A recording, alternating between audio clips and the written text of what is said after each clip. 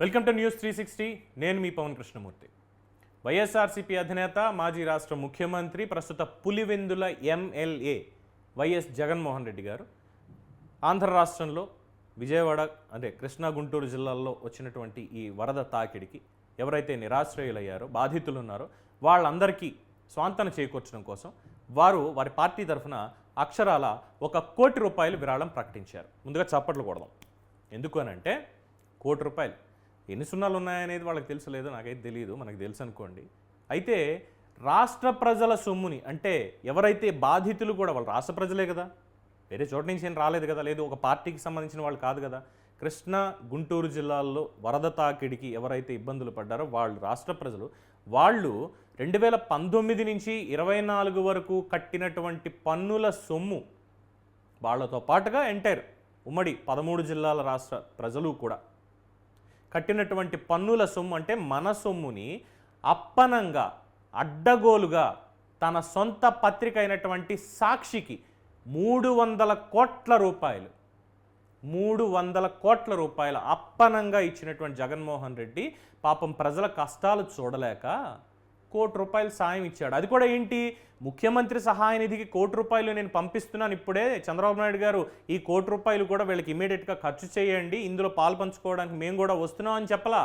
ఈ ₹1 ప్రకటించి నేను వస్తున్నాను చూడడానికి, ఆ తర్వాత మీతో మాట్లాడతాము, ముందుగా ఈ ₹1 ఎక్కడెక్కడ ఖర్చు చేయాలి, ఎలా ఖర్చు చేయాలనేది నేను మా పార్టీ నేతలతోటి కూర్చొని రౌండ్ టేబుల్లో కూర్చొని సమీక్ష చేసి ఆ తర్వాత మేము వివరాలు వెల్లడిస్తాము.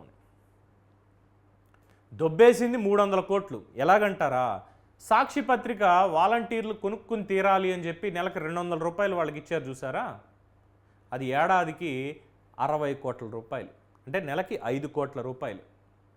రాష్ట్ర వ్యాప్తంగా 2,16,000 మంది ఎవరైతే వాలంటీర్లు ఉన్నారో ₹5 కోట్ల.